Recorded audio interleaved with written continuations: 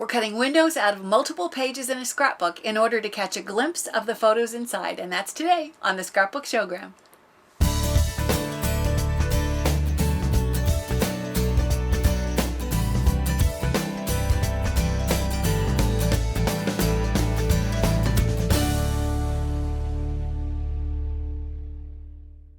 Hi, I'm Sandi Genovese and welcome to the Scrapbook Showgram. Well, this is the scrapbook that we're going to make today, and I want first to call your attention to the binding. These, believe it or not, are bird leg bands, and we're going to talk more about it, and I'll show you some examples of other colors and other sizes when we actually bind the scrapbook. We're also going to see how to create this background paper using a watermark, ink pad, and a foam stamp. But what I really want to get to is the windows. By cutting multiple windows, see how there's a square window cut out of this front page, and then when I turn, you can see now there's a rectangular window cut out of the next page, and when I open again, here's another but a smaller square. And if I continue opening, here's now a circle window. That actually is the final window. And now it's just regular blank pages that you can see in the rest of the book. And when I close it back up, notice that the windows are positioned in a way to kind of grab your interest. It focuses your attention on little Caitlin here in this photo. It allows you to see this wonderful warm palette that was, I wanted to replicate the feeling of a hot sunny day because all the photos were taken at the beach. So if you'll notice, here you notice just Caitlin by herself, and then when you open you see, you know, many more of the female members of Christy's family. So to begin with, we're going to start by cutting out the pages and punching the holes. Okay, so let me just put this one aside and bring up the paper to create a new one. Now, what I do when I want to cut windows, first of all, I cut all my paper, and notice, you know, I use just this, as I mentioned, this warm color palette of warm colors because I really want it to feel like a hot sunny day. All the pages in this scrapbook are cut so that it's 6 inches by 9 1/4. That's just the size that I picked for my scrapbook. When it comes to cutting out the windows, you can see I've used just a tiny bit of removable adhesive to fasten. This is like about a 2.5 inch square that's sitting here on this page. That helps me to see when I have borders that are fairly even on these edges, and I use that as a guide. Then I would take my pencil and I would trace around the square like so, and then I'll pull off. Because it's removable, it comes right off. If there's any adhesive, it rubs away. And it gives you the guide to then go back and use an X-Acto knife, or it could be scissors, and cut out that square, which gives you a page that looks like this.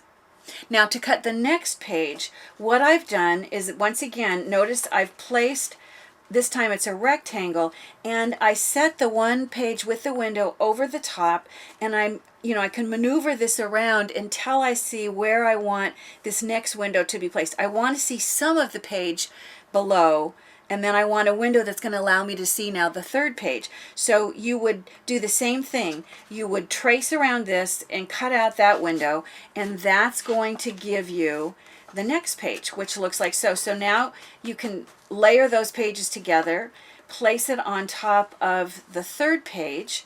Each one, notice is a slightly darker color, in the range of the yellows and oranges. And I've done the same thing. What I did this time is, instead of using my scissors to cut it, because it's smaller, this is now something that can be punched. So the thing that I did was I took a piece of scratch paper, and this is a 1 3/8 inch punch, and I'm going to go ahead and punch out the square, which is just what I did, and then I lay it down, trace around it, which I've already done, and use this as a guide for where I want to now punch the actual page. So I'm going to position the paper with the punch so it's right about where I want it, and then I'll go ahead, punch it out, and notice that I have just a tiny little bit of pencil still showing. So it's easy enough to go back and erase any of the places where the pencil might show. Once again, line up all the pages so you can see what you're going to get, and then do the same thing. Look at that final circle, which the window is going to be in a circle shape, and I did the same thing. This, however, is a circle, and when I took, this isn't a circle, but imagine that this were a circle. In order to slide this in, notice how it won't, from either edge, it won't go far enough for what I want. This is where this anywhere punch comes in handy. And once again, I went ahead and I punched it out of a piece of scrap paper first. So let me hold this open.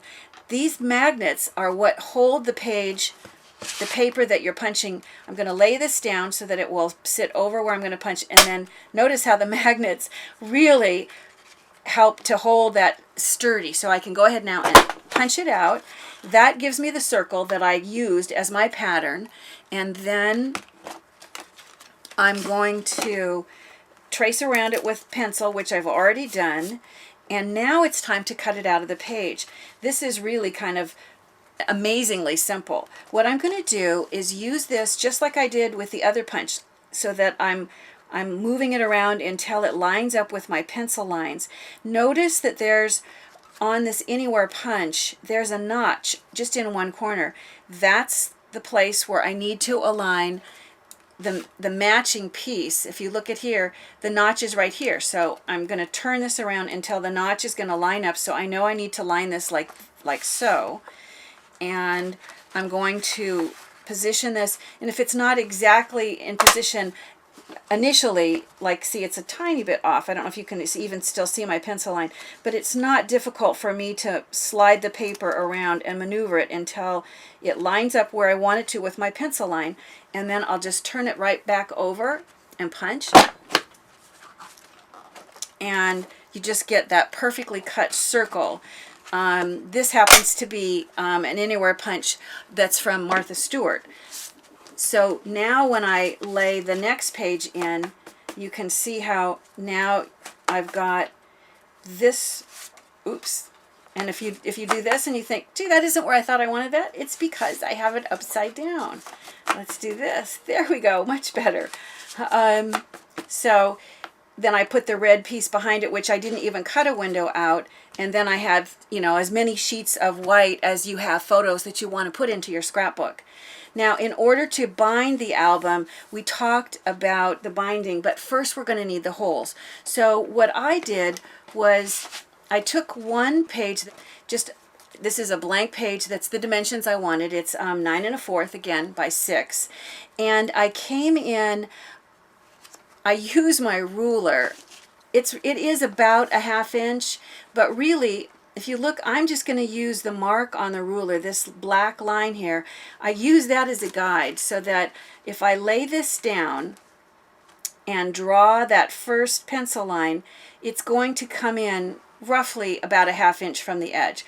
So I've drawn that pencil line, and then I took the ruler and I marked every inch. So this is the first inch, this is the second inch, here's the 3rd inch, the 4th, and the 5th inch. So that's how I get those crosshairs that allow me to see where I want to punch that first hole. So then I'll take the punch, and I'll try to turn this once I get it positioned so I can see it's lined up. Once it's lined up, let me do it so you can see. And then you go ahead and you punch out each of the holes, and I'll go ahead and I'll just quickly punch all of them, because once you have the first page punched, you only have to do this once. This then becomes your pattern.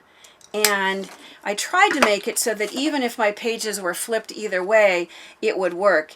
This one, I leave the pencil marks on because that helps me remember that's the pattern. I'm using the same one to then go back and mark each of the pages that are going to be in the scrapbook. I would draw those with a pencil and then punch them out, which I've already done for these pages that you can see.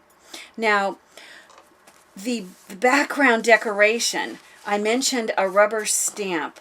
This, if you haven't seen me use this before, I'm just in love with this. It's a watermark ink pad, and I'm using a foam stamp in it, and it's just a wonderful way to be able to create background paper. What I'm going to do is I'm going to ink it up, and you can start wherever you want.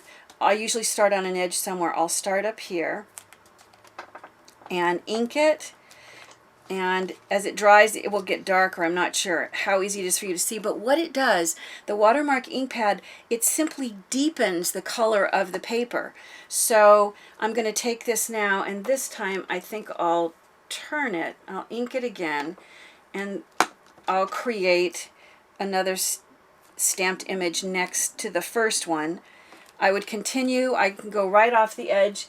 It's helpful if you're going to go off the edge, do something, put some background scratch paper behind there, and then I can go at any angle I want to create more of a pattern, so that the pattern, you can see how the pattern has started. If I'll bring up the original and show you, once it dries, you can see it dries nice and colorful, and that's just that same stamp moved and positioned to create this overall background pattern. And it gives you the ability to take any color paper that you like and deepen the color just a little to get that beautiful tone on tone effect of that background paper. Now the next thing I did was I took a strip of some zebra paper and I've cut it into I'm not sure, that looks to me like it might be about 1.5 inches, maybe 2 inches. Yeah, it's about 1 3/4 inches, right in the middle. And I'm going to just attach it.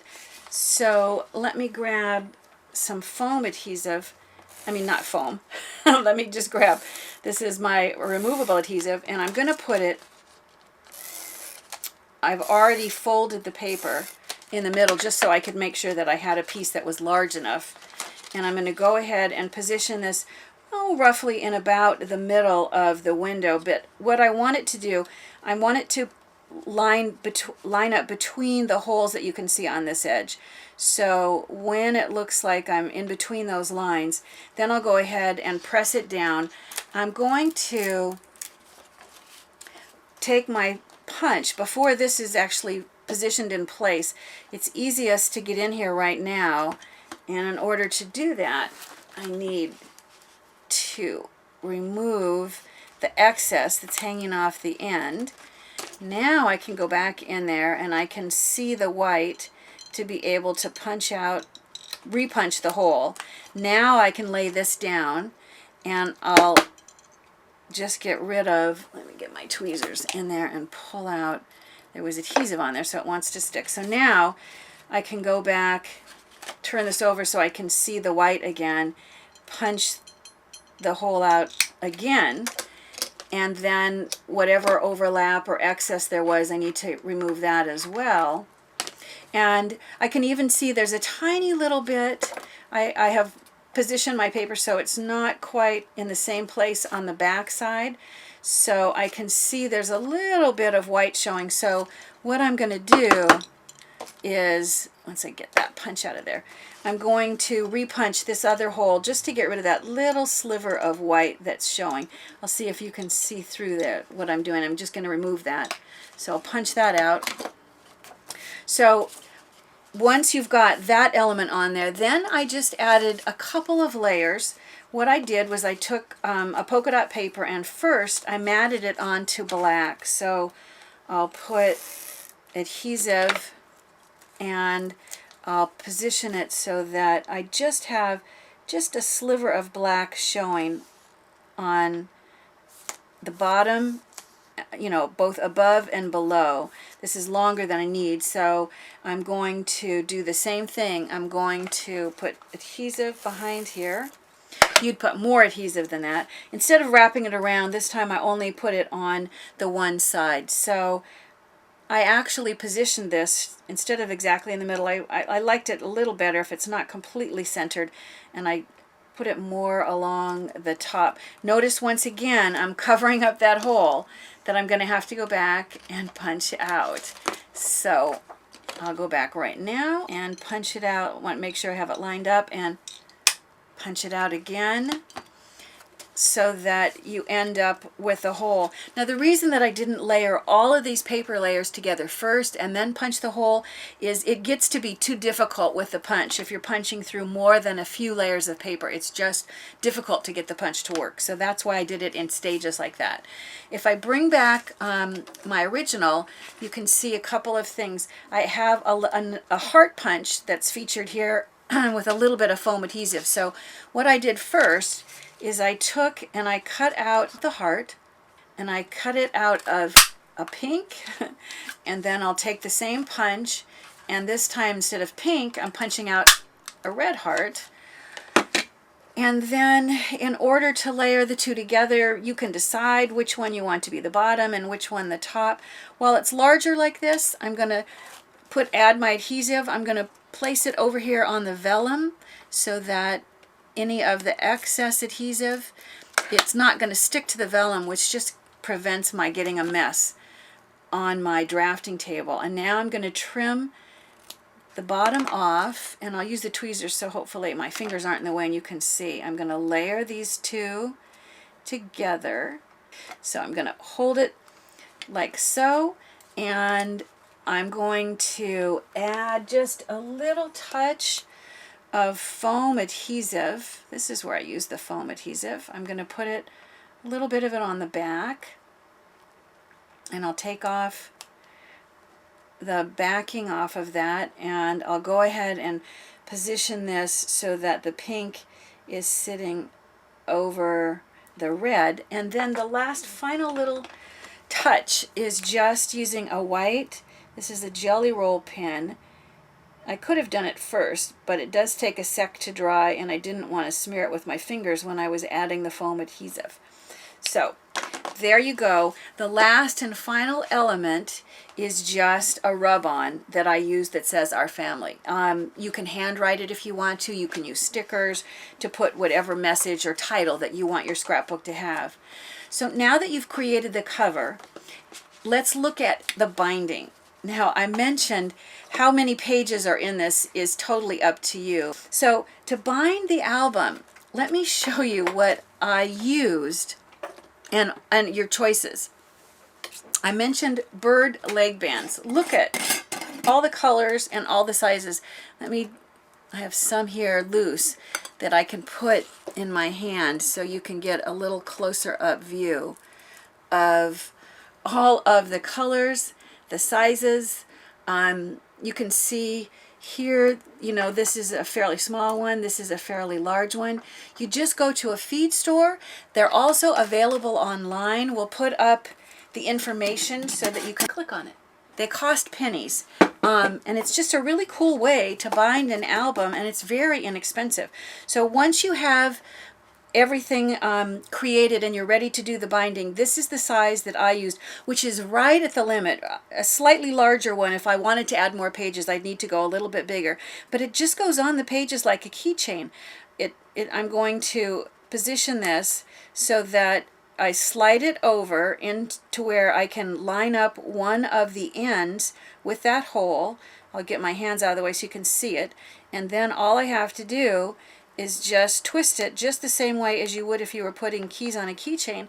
And that simply, you've put it together and you create this really cool binding. At this point, you would put the rest of the rings on, and then you're ready to go back in and add your photos and embellishments and journaling. I'll bring this back up so once again you can see, at this point you go back and add, I have a place here I'm going to add journaling and talk about the trip as a whole.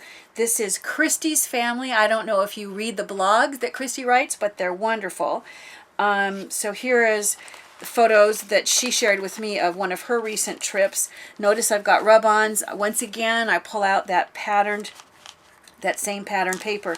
But now it's just a question of just adding photos and journaling and any other little special things you want to put inside. Something as simple as cutting out windows from your pages, it results in a really special scrapbook that can feature photos from any occasion.